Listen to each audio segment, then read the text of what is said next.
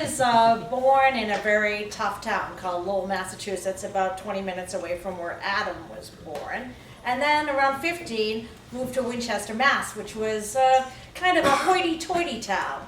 Everybody had pools and tennis courts in their backyards, but, you know, they never used them because they were too busy working. You know, my parents ended up moving to this exalted place because they saved every cent, and it was just part of the progression of following the American dream. So they did what so many people had done before them. They rose up and bought a house that they could hardly afford. Now, there were 5 of us. I was 15, my sister was 12, and my youngest sister was 10. And the house was 2 bedrooms. So we're like, you know, we just moved down from 3 bedrooms. I'm like, okay, so don't worry about it, Lisa. You know, I'm gonna blow out that attic, and there's gonna be 3 more bedrooms, and another bathroom. It's gonna be beautiful. 5 bedrooms, 3 baths altogether. Okay, Dad, but I don't wanna help. So he got and he worked and worked. 6 months he'd worked every night after work, all day weekends. And he'd come home really dirty and dusty. And I would be like so embarrassed. I'd be like, I hope nobody saw him. Did you see how dirty he is? He looks like a workman. I mean, why can't we just like hire somebody like other people? I mean, what did I really know? I was just sort of an idiot. But 6 months later, the guy did it. He made a beautiful home for us, and I had my own bedroom with built-in shelves and everything. Was great. And everything was going along just perfectly until one day this letter arrived. And my father came home from work. We couldn't touch the mail, because, you know, don't touch that until I get home. So we couldn't touch the mail, but my father came home on the 6:10 train, like he always does. And he reached up and he got the Manischewitz, like he always did, poured himself a glass. And, you know, we weren't Jewish, but gosh, he loved that Manischewitz. And so then he goes in to see the mail, and he opens the letter, and he looks up, and he goes, oh, holy cripes! Holy cripes sake, what's this? Oh, and he's coming out, and he's like, I can't believe it. He goes, it's the Assessors. And we go, who? The Assessors, huh? The Board of Assessors. Who's board? They're coming. The Assessors are going to get in here, and they're going to tax us. And if they tax us, we're going to have to move. Move? How are we going to move? We just arrived. We just got here. I mean, this house was nice. It's right on the perfect side of town. I mean, sure, our view is the train station, but, you know, heck, it's a good view. It's the right view. We're not leaving. My dad said, don't worry, don't everybody get all upset. I'll think of something.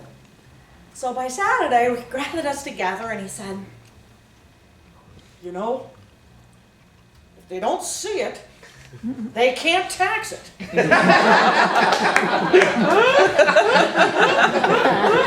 So we're not going to let them in. So like, okay, great, we'll just keep the shades closed. Hey, we're not keeping the shades closed. That's too obvious. You're going to hide in plain sight. I'm like, okay, Dad, so what do we do? And he goes, you'll see. So we had 3 windows that you could pretty much see in from street level, and 2 doors that were partial windows. So my dad got out a ladder, because he was 5'10", and he wanted to replicate different heights in the event that one of these assessors might be 6'2", 6'4". He's a real detailed guy. So he climbs the ladder. He's looking for blind spots and sight lines. And he would help him. He'd go, Lisa, get over there in the corner. Karen, next to the china closet. And my sister would be like, okay, now hold it. You're going to hold it for 10 minutes once you're in position. Now the next room. And we go through the living room. But the hardest room was the kitchen. The Because in the kitchen there was a door with a window, and then there was a porch, and was sort of even then a little window that overlooked the kitchen table where we kind of conjugated. And this window, I mean, it was pretty accessible. You could look right in and see everything. But my dad worked that out too. He said, look, if any assessors come to the backyard, all you do is drop as soon as you hear the porch door open. Yeah, drop. Don't look. Drop. And he would practice that with us. We'd be blindsided by the sound, but we had to be always aware of the sound, the porch opening. And you just drop. Once we got these positions together, my dad drilled us, and it was a simple drill. It just started with, we could be anywhere, sitting around, lounging, reading a magazine, watching TV, and he would yell, "The assessors!" And we would get into position. So the first time I heard ding dong, my sister and I were like in the hall, and we just looked at each other, and we felt like, oh my God, can they see through the walls? It was sort of scary. But it's like everything, you get used to it. So then, one time we're in the kitchen, and I had to take the hot spot. Somebody came in the door, I had to drop, get down on the window, suck in my gut, point my toes, and I could hear them talking over me. I wish I could remember what they said. But the funniest was when my sister, who was 10, brought a friend over for cookies after school.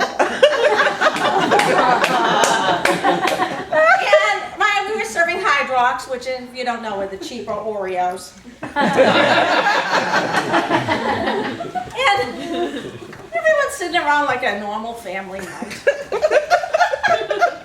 Of course, we had no lights on.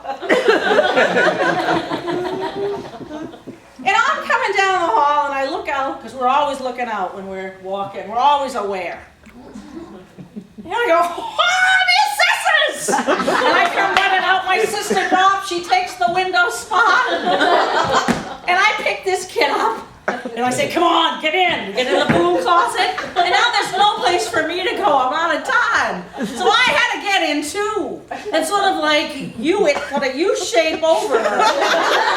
And keep the door open because we couldn't close it at that point. The kid was good. I mean, there was a lot of drama. She seemed to trust us. And we get out, and she was amazing. I said, she goes, what was that? What was that? Oh, the assessors. Oh, yeah, okay, yeah, I got it. Like any kid would know. These are bad people, the assessors, and they're trying to get in like vampires. We don't let them in. So the final episode was when 7 o'clock in the morning, my mother wasn't teaching, it must have been a school holiday. It's dark out, my dad's gone to work. My mother comes running upstairs, and she goes, Lisa, get up! Why? Get up! Why? The assessors! I go, are you kidding? No, they're out there. They're out there. Just keep your pajamas on, put your coat on, and we're leaving. I go, you kidding? No, we're all going to Nana's house. Okay, get everybody up, get everybody up. We got everybody get up within 30 seconds. We got our coats on, our pajamas underneath. My mother gathered us by the door. We went out the front door, very unusual. And she said, look, there's the car. Make a straight beeline for that car. Do not say anything to them. Do not look at them. Just keep moving, regardless. So off we went. We got in the car. I think somebody said something. I don't remember completely, but we got in that car. Nobody could hardly breathe. My mother backed up. We hit the road. We were just sort of frozen, like our necks frozen for a while. And then we started to look around and went, oh, that was amazing. What a rush. Life of crime isn't so bad.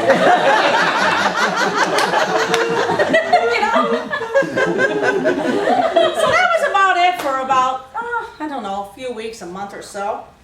And then one day, mail came, and I looked down, And it was from Town of Winchester, Board of Assessors. All we knew was big. When my mother came home, I said, look, Assessors. Then my dad came off the 6:10 train.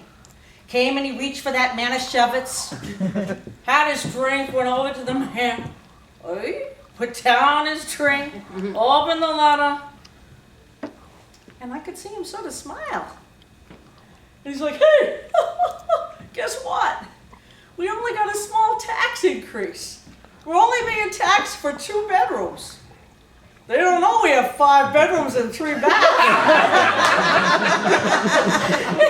He goes, that's a family. I go, you're right, Dad. And I started to think, with a plan, you can save a bundle of money. Forget about power of compounding.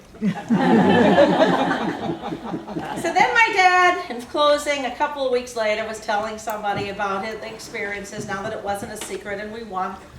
And he said, you know, the best part is, now if I want to sell the darn place, the property taxes are going to be very low. All the better. Thank you.